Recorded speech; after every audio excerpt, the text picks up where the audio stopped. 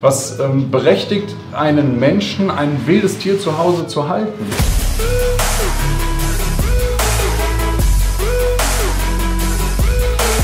Wenn ich da jetzt wirklich hingehen würde und ich würde diese Tür aufmachen, würde sie dann angreifen oder wie belästigt fühlt sie sich vom Menschen, der ja um sie herum lebt? Natrop.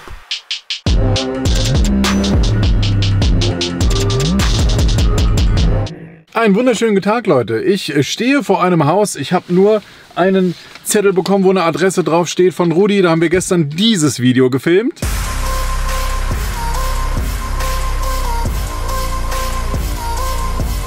Könnt ihr euch sehr drauf freuen, wird geil. Ihr habt euch eine Menge Terroristik gewünscht und diesem Wunsch gehe ich heute nach. Von daher werden wir Alexander besuchen, der anscheinend eine Menge diesbezüglich im Haus hat. Und ich bin sehr gespannt. Ich habe gar keine Ahnung, was mich erwartet. Ja, das werden wir jetzt zusammen erfahren.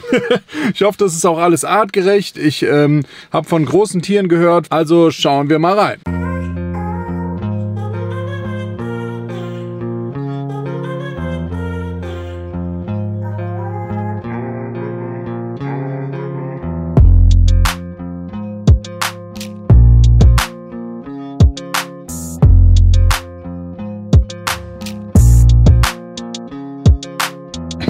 Wie kann man so einen Blick haben, ne? Alex, danke, dass ich hier sein darf. Es ist eine Besonderheit, dass jemand in dem Raum ist, oder? Also es sind noch nicht so viele durch diese Tür gekommen. Wohl wahr, ja. Ja, okay. Also wir haben einen sehr exquisiten Einblick heute. Wir haben hier unten in dem Kellerraum 40 Quadratmeter. Meine Frau hat gesagt, pass auf, du und deine Tiere, ihr dürft euch da ausleben. Aber bitte, es bleibt alles hinter dieser Tür. Wichtig für mich ist auch einfach, dass die Tiere Platz haben, weil es gibt doch nichts Schöneres, auch ein Tier zu sehen, wie es irgendwo sich bewegt, wie es sich natürlich verhält. Und da war es für mich eigentlich immer wichtig, dass die Tiere eben Platz haben und dass man sie da auch eben schön beobachten kann. Also wir stehen hier gerade vor Daisys Becken. Das ist ein 8 Jahre altes Brillenkaimanweibchen, ist etwa 1,20 Meter groß. Knapp 10 Kilo schwer. Also schon ein ordentlicher Brocken. Also alleine fast eigentlich nicht mehr händelbar. Ne? Also sollte man, warum auch immer, bedingt durch Krankheit oder so, sie doch mal rausfangen müssen, ja, sollte man vielleicht doch das schon mit 2 Leuten machen auch. Ne? Kommt das mal vor? Toi, toi, toi ist es bis jetzt noch nicht vorgekommen. Wenn die Haltungsparameter soweit stimmen, dann ist es auch eigentlich selten, dass ein Krokodil krank wird. Und man muss achten auf Lufttemperatur, auf Wassertemperatur. Ganz wichtig ist dabei, dass die Lufttemperatur auch nie kälter oder unter der Wassertemperatur ist. Wenn die Wassertemperatur bei 26, 27 Grad liegt und die Raumtemperatur oder Lufttemperatur nur 24 Grad ist, dann kriegen die Tiere ganz schnell eine Lungenentzündung. Aber das ist hier Gott sei Dank noch nie vorgekommen. Das Wasserbecken hat etwa 2.500 Liter Fassungsvermögen. Er streckt sich auch noch etwas unterhalb des Landteiles. Das ist wichtig, damit sie Rückzugmöglichkeiten hat, damit sie sich auch mal verstecken kann. Das Wasser geht also unten drunter noch mal durch. Ganz genau. Also das Wasserbecken geht noch mal ein ganzes Stück, noch 1,5 Meter weiter unter dem Landteil. Dann, auch wenn sie sich mal häutet oder so oder gefressen hat, dann kann sie da Ruhe suchen. Und ansonsten die Grundfläche, das sind etwa hier 6 Quadratmeter. Ich filter das Wasser auch über eine groß dimensionierte UV-Anlage, ne, um da eben die Keime auch oder die Keimzahl so niedrig wie möglich zu halten. Das kennt man ja aus der Aquaristik auch, aus Richtig, der normalen. genau, ganz genau. Und sie ist echt ausgewachsen schon, ne? Ja, also es ist ein Weibchen, sie ist 8 Jahre, ausgewachsen in Anführungszeichen. Reptilien wachsen ein Leben lang, aber man kann wirklich sagen, da kommen in den nächsten Jahren vielleicht noch mal 10 cm dazu. Und dann denke ich mal, mit 1,30 Meter ist das so dann bei ihr die Endgröße. Okay. Die männlichen Tiere werden wesentlich größer. Die können tatsächlich teilweise 1,60, 1,80 oder auch sogar 2 Meter werden. Was ich oft in den Kommentaren lese, eine Frage, die ich dir gerne stellen würde. Es handelt sich ja bei Echsen oder Schlangen um Tiere, die als wilde Tiere bezeichnet sind. Also Tiere, die nicht unbedingt, wie jetzt ein Hund oder eine Katze, an den Menschen angepasst sind, von Verhaltensweisen, von auch Nähebezug beispielsweise. Ein Krokodil oder ein Kaiman hat ja nichts davon, ob du den jetzt kuschelst oder nicht, das bockt den ja einen Scheiß. Was berechtigt einen Menschen, ein wildes Tier zu Hause zu halten? Also ich glaube, dass wenn man darüber spricht, über ein wildes Tier, dann meint man eigentlich immer ein exotisches Tier. Ne? Das setzt man immer gleich, wild und exotisch.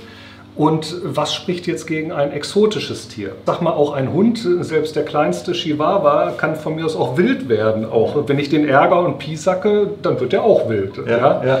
Und wichtiger ist eigentlich die Frage, kann man ein Tier, was man aus der Wildnis nimmt, artgerecht halten? Und meiner Meinung nach spielt es dann keine Rolle, ob es eine Katze ist, ein Hund oder eben tatsächlich ein Brillenkaiman. Solange es artgerecht ist und man den Bedürfnissen des Tieres gerecht wird, denke ich mal, spricht da auch nichts dagegen. Man muss nur den Platz haben, man muss die Möglichkeiten haben und ich denke mal, dann kann es auch einem wilden Tier auch gut gehen. Ja. Wie gefährlich ist so ein Tier? Wenn ich da jetzt wirklich hingehen würde und ich würde diese Tür aufmachen, würde sie dann angreifen oder wie belästigt fühlt sie sich vom Menschen, der ja um sie herum lebt? Ja, also Krokodile, Kaimane oder grundsätzlich Reptilien sind ja keine von Natur aus angriffslustigen Tiere. Im Gegenteil, die Tiere suchen eher, ich sag mal, das Weite. Trotzdem sollte man ein Tier, auch wenn es nur 1,20 Meter ist, nicht unterschätzen. Diese Tiere haben doch schon eine sehr, sehr starke Kraft und auch eine hohe Beißkraft. Also man sollte definitiv das immer im Hinterkopf behalten und sehr bedacht und mit viel Respekt das Ganze oder an die Sache herangehen. Beim Füttern muss man sehr, sehr stark aufpassen. Machen wir gleich. Das werden wir gleich noch sehen. Und da wird man doch auch sehen, dass so ein Tier, was vielleicht stundenlang auch auf einem Fleck liegt oder jetzt im Wasser sich befindet, das kann ganz, ganz, ganz, ganz schnell anders aussehen dann auch. Ne? Also sobald das Tier wittert, oh, es gibt was zu fressen, ja, dann muss man da sehr behutsam mit umgehen. So, jetzt haben wir hier zwei Riesen. Die sind ja schon vom Optischen direkt in die Kategorie Varan einzugliedern. Ich denke, das werden auch unsere fleißigen Zuschauer sofort sehen. Ui, du kannst ja trotzdem uns mal abholen und kurz eine Artenbeschreibung machen und dann auch, was genau das Terrarium dafür bietet. Ja, also das sind zwei Weißkehlvarane. Das sind eigene Nachzuchten. Von dir direkt, also die Elterntiere waren auch bei dir quasi. Richtig, genau. Die Tiere sind jetzt 6, 7 Jahre alt. Das ist eine relativ klein bleibende Weißkehlvaranart aus Südafrika. Ich habe gesagt, Mensch, da behältst du auf jeden Fall ein Pärchen. So war der Wunsch, behältst du für dich. Ist es halt bei Varanen und auch bei Krokodilen immer sehr, sehr schwer, so früh oder bei kleinen Jungtieren da die Geschlechter zu bestimmen. Und habe dann bei 2 Tieren gesagt, Mensch, das könnte vielleicht ein Männchen und ein Weibchen sein. Und siehe da, ich lag völlig daneben, es sind 2 Weibchen. Noch mehr Mädels bei dir. Noch mehr Mädels bei mir auch, aber die sind nicht ganz so zickig. Jetzt suche ich noch händeringend ein Männchen für die beiden Mädels. Nicht ganz so einfach zu bekommen. Das Becken hier ist auch insgesamt 6 Quadratmeter groß, Grundfläche, 4 Meter in der Länge, 1,5 Meter in der Tiefe. Das Schöne ist bei den südafrikanischen Weißkehlvaranen auch, dass die relativ klein bleiben. Die sind eigentlich völlig ausgewachsen. Ne? Die werden jetzt so 1 Meter, 1,10 Meter und ja, sind, behaupte ich mal so vom Handling her, ist das eine ganz schöne Größe. Die tigern hier jetzt intensiv an der Scheibe rum. Ja, die beiden Mädels sind natürlich sehr neugierig, ja, ne, und haben Kohldampf. Okay, hier sind jetzt im Gegensatz zu den anderen Terrarien relativ wenig Versteckplätze oder relativ wenig Dekoration untergebracht. Was für einen Grund hat das? Dekoration macht insofern wenig Sinn. Halt, man sieht, so ein Tier wiegt 4, 5 Kilo auch. Wenn ich da jetzt irgendwelche hübschen Pflanzen oder so reinpacken würde, die würden die einfach kaputt machen oder zerdrücken durch ihr massiges Gewicht. Da ist es einfach wichtig, dass sie hin und wieder mal ein bisschen klettern können vielleicht und auch eben einen Schlafplatz für die Nacht haben. Gerade wenn man jetzt auch das Alter von solchen Tieren berücksichtigt. Also jeder weiß, dass eine Schildkröte oder halt ein Krokodil einfach super alt werden kann. Und wenn man sich sowas zulegt, auch im Gegensatz zu vielleicht anderen Tieren, die man als normale Haustiere akzeptiert, werden die ja 3-, 4-mal so alt. Die Problematik ist, so ein Tier wird relativ groß. Ist vielleicht auch nicht für jedermann gedacht auch. Ne? Also einfach in ein Terrarium stopfen und sich daran erfreuen, das funktioniert nicht. Und je größer so ein Tier wird oder ist es natürlich schwieriger später auch mal zu sagen, hey, ich muss das Tier abgeben, ja, wer kann mein Tier übernehmen? Dann wird doch der Kreis derjenigen, die so ein Tier halten können, auch immer kleiner. Ich habe ja gerade oder vorhin gesagt, das Tier ist jetzt etwa 8 Jahre alt. Wenn man davon ausgeht, ein Brillenkaiman etwa, sagt man, gute 40, 50 Jahre, manchmal sogar älter. Die Großkrokodile können teilweise 70, 80 Jahre alt werden. Ich habe immer so augenzwinkernd zu unserem Sohn auch gesagt, wenn du dir später mal eine Wohnung suchst, ne, du weißt, sie muss groß genug sein. Auch, ne? Ja, das ist aber wirklich, da denkst du ja normalerweise nicht dran, ne? Dass dich ein Tier überleben kann. Richtig. Papageien dasselbe, ne? Die werden ja auch super alt. Also ohne Flachs, das hätte ich von denen am wenigsten erwartet. Dass die so schüchtern sind? Ja, also eigentlich sind die sehr, sehr cool und sehr entspannt, aber nee, das ist denen, glaube ich, doch ein bisschen zu viel Trubel. Ist ja auch das Recht. Das Recht auf Privatsphäre ist ja auch gegeben hier. Was genau haben wir hier? Das sind Blätter von der Efeutute, von Epipremnum. Ich meine das Tier. Ach, das andere Grüne. Das andere Grüne, genau. Ja, gut, okay. Das ist ein Wickelschwanzgink, ein Weibchen. Ich hoffe auch gerade trächtig. Die Tiere kriegen auch nur maximal einmal im Jahr ein Jungtier, also sind lebendgebärend. Also die kriegen entweder ein Tier und wenn 2 Tiere, dann sind das Zwillingsgeburten auch. Die Tiere sind voll entwickelt. Und die Trächtigkeit dauert bei denen 7 bis 9 Monate. Das ist sehr, sehr lang. Das ist schon sehr, sehr lang. Aber man staunt auch, wie groß die Tiere zur Welt kommen. Also als ich das erste Mal so ein Baby plötzlich im Becken zu sehen bekommen habe, neben dem Elterntier, da denkst du, mein Gott, wo ist das jetzt hergekommen auch? Ne? Wie groß sind die im Gegensatz zu den Elterntieren? Also die können tatsächlich teilweise schon mit Schwanz 30 cm groß sein. Die Jungtiere? Das ist unglaublich groß. Aber die Elterntiere sind ja nur 50 cm groß. Ja.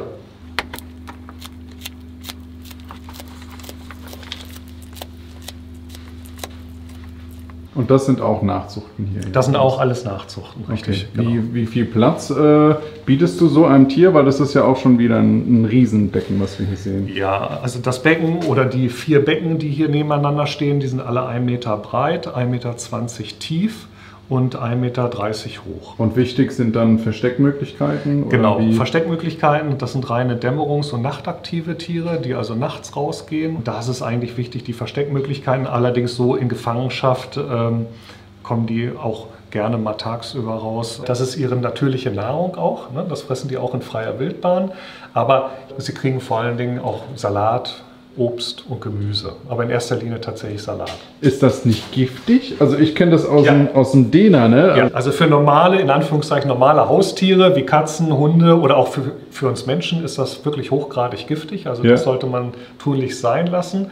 Aber wie gesagt, das ist deren natürliche Nahrung und halt das ist wie ein Leckerchen für die auch. Ich kenne es aus der Meerwasseraquaristik oftmals so, dass es gar keine andere Möglichkeit gibt, als bestimmte Tiere aus Wildfang zu beziehen. Ja. Ich habe jetzt schon öfters gehört, in der Terroristik wird sehr viel nachgezüchtet. Ja. Wie ist das jetzt bei den Tieren hier? Sind die wild gefangen worden oder sind die quasi schon über Generationen hin an das Terrarienleben gewöhnt? Ja.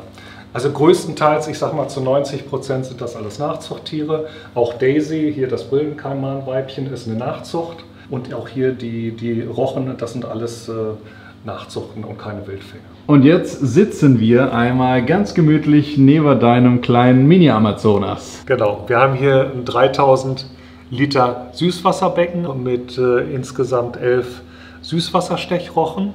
Das sind überwiegend Hybride und alles deutsche Nachzuchten auch von einem guten Kumpel von mir. Dann haben wir hier noch 3 Nachtsalmler und ein schwarzer Arowaner. Der schwarze Arowaner passt ganz gut hier rein auch, weil es ein Fisch ist, der überwiegend im oberen Drittel schwimmt und somit kaum oder so gut wie gar nicht mit den Süßwasserrochen irgendwo in Berührung kommt. Ja. Und halt lassen sich beide in Ruhe. Also Rochen fand ich auch immer richtig coole Tiere auch. Fand ich immer faszinierend, wie die mehr oder weniger nicht durchs Becken schwimmen, sondern schon fast fliegen. Ich habe immer jahrelang geliebäugelt mit einem Blaupunktrochen. Ne? Blaupunktrochen kommt im Salzwasser oder Meerwasser vor. Ist mir aber dann doch zu heikel. Du musst dem Tier doch wesentlich mehr Platz bieten auch. Also da sind 3000 Liter dann doch eher eine Pfütze, in Anführungszeichen. Und so bin ich dann auf die Süßwasserstechrochen gekommen. Und wie man sieht, da gibt es mittlerweile auch richtig, richtig schicke Nachzuchten. Gerade so diese Kreuzungen. Von der Größe her, wie groß werden die? Die Männchen bleiben mal etwas kleiner, zwischen 30 und 40 cm. Die Weibchen können tatsächlich deutlich auch mal über 50, 60 cm groß werden. Dadurch, dass das jetzt Nachzuchten sind von sehr, sehr kleinen Elterntieren, bleiben diese Tiere wahrscheinlich auch deutlich kleiner. Also die Männchen, denke ich mal, hoffe ich mal, bleiben gerade mal so bei 20 cm stehen. Die Weibchen werden vielleicht 35, maximal 40 cm Also groß. gar nicht so groß. Nein, gar nicht so groß. Trotzdem, Süßwasserrochen sind doch recht schwimmfreudig, auch die brauchen ihren Platz. Also alles unter 2 mal 1 Meter ist einfach viel, viel, viel zu klein. Ab da geht es los. 2000 Liter sollte schon das Becken haben. Ja. Was fütterst du die und können wir die auch mal füttern? Das können wir gerne machen. Also wichtig ist es auch da, die abwechslungsreich zu füttern. Muschelfleisch, Miesmuscheln, Stinte und auch Sprotten, klein geschnitten. Das ist so, ich sag mal, das Standardfutter.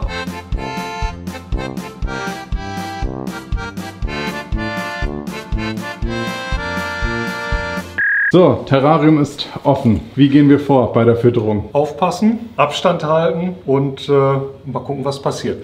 Ich habe sie, wie gesagt, konditioniert auf Klicker. Aber nicht so, wie man das von Harry Potter kennt mit Qualen, sondern du gibst bei einem Klickfutter, sodass du sie auch etwas besser kontrollieren kannst, wenn mal was sein sollte. Ganz genau. So kann ich später auch mal ins Terrarium fassen, ohne sofort Gefahr laufen zu müssen, dass sie mich attackiert auch, ne, weil sie denkt, es gibt gerade Futter.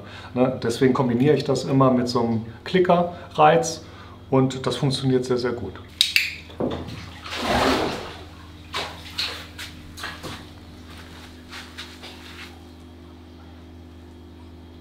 Lass schmecken. Das war relativ unspektakulär. Das war recht unspektakulär, ja. Aber so ist sie das gewöhnt. Richtig.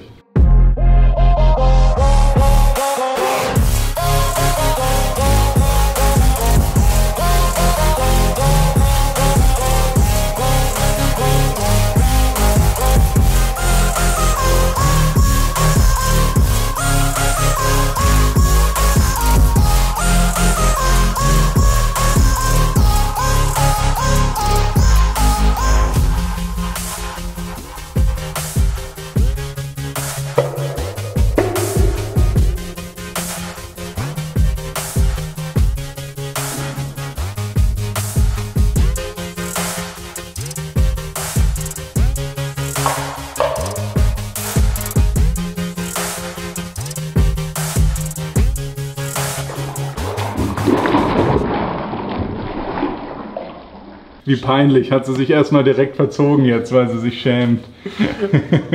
Was findest du, ist der größte Fehler, den man machen kann, wenn man mit dem Gedanken spielt, sich so extreme Tiere zu kaufen? Ich denke mal, viele werden sagen, ey, Krokodil finde ich cool, ne? Weil irgendwo das faszinierend ist. Das Fatale an der Geschichte ist, wir haben schon gesagt, die Tiere werden, Gott sei Dank, doch öfters mal nachgezogen. Du kriegst also auch deutsche Nachzuchten für relativ überschaubares Geld. Und dann ist es natürlich verlockend zu sagen, Mensch, ich habe da noch im Keller oder in der Garage ein altes Aquarium, 1,20 Meter x 60 x 60, da passt das kleine Brillenkaimanchen von 30 cm gut rein. Ja. Aber man darf nicht vergessen, dass so ein Krokodil oder ein Kaiman doch relativ schnell wächst. Gerade die ersten 1-2 Jahre, da machen die schnell einen Schub. Und siehe da, irgendwann ist dann das Krokodil oder der Kaiman genauso groß wie das Becken, nämlich 1,20 Meter. Dann reicht ein 2 Meter Aquarium auch nicht mehr aus. Also ihr merkt schon, dieses Video zielt nicht darauf ab, euch zu zeigen, wie toll es doch wäre, wenn ihr auch solche Tiere zu Hause haltet, sondern wir wollen euch einfach mal so ein bisschen nahe bringen, was eigentlich dahinter steckt. Richtig. Weil sowas gibt es ja schon öfters, hast du mir ja auch erzählt, in Deutschland. Also es sind oftmals auch eher versteckte Projekte, die da gestartet werden, auch aus Angst vor Kritik, denke ich mal. Natürlich. Viel, ja? Natürlich. Also umso dankbarer bin ich, dass ich mir das heute anschauen darf, weil es ist nicht selbstverständlich, dass das auch in der Öffentlichkeit gezeigt wird, was ich verstehen kann. Dementsprechend nehmt das bitte aus diesem Video mit.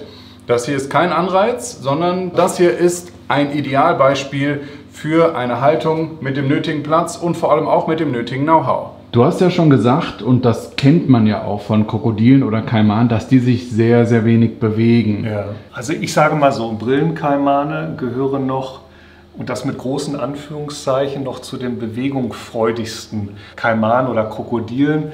Da gibt es andere Tiere, die ja wesentlich ortstreuer sind und wirklich sich fast gar nicht bewegen. Aber wichtig ist mir einfach, wenn die Tiere sich bewegen, dass man ihnen einfach auch den nötigen Platz auch bietet. Grundsätzlich kann man sagen, ein Becken kann nie zu groß sein, auch sowas gibt es nicht. Ich bin ehrlich, diese 6 Quadratmeter hier für einen 1,20 Meter Kaiman, das ist okay, das ist gut. Allerdings noch für ein zweites oder drittes Tier ist da eigentlich kein Platz. Was genau begeistert dich an einem solchen Tier so extrem, dass du diesen Aufwand auch betreibst, dir so einen großen Raum einzurichten? Also es ist grundsätzlich faszinierend und ich behaupte mal, dass unterm Strich ein Krokodil oder ein Kaiman, was die Sinne anbelangt, eigentlich die schärfsten und besten Sinne hat unter den Reptilien. Diese Tiere können exzellent sehen, auch das wissen die wenigsten, exzellent hören, gerade die tiefen Töne können sie sehr gut wahrnehmen, müssen sie auch unter Wasser. Sie haben Sinneszellen am Kiefer auch, können feinste Schwingungen im Wasser wahrnehmen und können exzellent riechen. 2 Räume weiter habe ich eine große Gefriertruhe, da habe ich dann meine Fischfilets, meine Hühnerküken und die Ratten auch eingefroren. Und wenn dann Fütterungszeit ist, innerhalb von 30 Sekunden riecht oder wittert sie schon die Ratten. Also das ist faszinierend. Dann steht sie auch schon, ähnlich wie jetzt auch, parat und weiß, okay, jetzt nur noch ein paar Minuten und dann gibt es Happa Happa. Wie ist dieses Hobby so in deinen Alltag eingebunden? Was jetzt Beruf zum Beispiel angeht, ist das Teil deines Berufs oder ist es wirklich einfach nur Hobby? Und wie reicherst du dir dahingehend dann das Wissen an? Also beruflich mache ich was völlig anderes. Ich bin Augenoptiker von Beruf. Okay. Ich bin von diesen Tieren seit klein auf fasziniert. Als 8-Jähriger habe ich alles Viehzeug, was ich gefunden habe oder was nicht bei 3 auf dem Baum war, im wahrsten Sinne des Wortes mitgenommen nach Hause. Also ich kann mich noch an eine Szene erinnern, ich musste dann alle Taschen immer so entleeren und zeigen, nein, ich habe diesmal nichts nach Hause mitgebracht auch. Ich habe richtig angefangen eigentlich mit Schmetterlinge zu züchten und bin dann später über die Spinnen, Vogelspinnen auf die Reptilien gekommen. Hier rabatzt es die ganze Zeit. Das hört man auf der Kamera auf jeden Fall. Das sind die Kollegen hinten, die haben Hunger. Ja, ich glaube, die riechen jetzt mittlerweile auch schon, die Ratten. Ja, stimmt. Wir haben hier Fressen vorbereitet. Also stört euch nicht, Leute. Es ist laut hier. Damals, als ich angefangen habe, gab es noch relativ wenig Literatur. Aber mittlerweile gibt es ja wirklich für jede Echse oder Schlange gute Literatur. Kann ich auch nur jedem zu raten, wenn jemand sagt, ich interessiere mich für ein Reptil, egal ob jetzt Schlange, Echse, kauft euch ein Buch, informiert euch im Internet, ja, da stehen gute und viele Informationen. Und wichtig ist, dass man also auch nicht jeden Blödsinn immer sofort glaubt, den man da vielleicht auch im Internet sieht oder liest, ja, einfach bitte vorher recherchieren. So, das war's auch schon wieder mit dem Video heute. Vielen Dank fürs Dranbleiben und danke an Alex für den nicht selbstverständlichen Einblick in dein ganz privates Reich. Ich beschäftige mich ja nicht einfach so mit gerade den sensibleren Inhalten dieses Hobbys, daher interessiert mich eure Meinung hier enorm. Was haltet ihr von dieser Form der Terraristik und könnt ihr euch vorstellen, auch einen solchen Keller zu Hause zu haben? Wie immer hoffe ich, jeder konnte hier etwas aus dem Video mitnehmen und ich würde mich sehr freuen, wenn wir uns nächste Woche hier alle wiedersehen.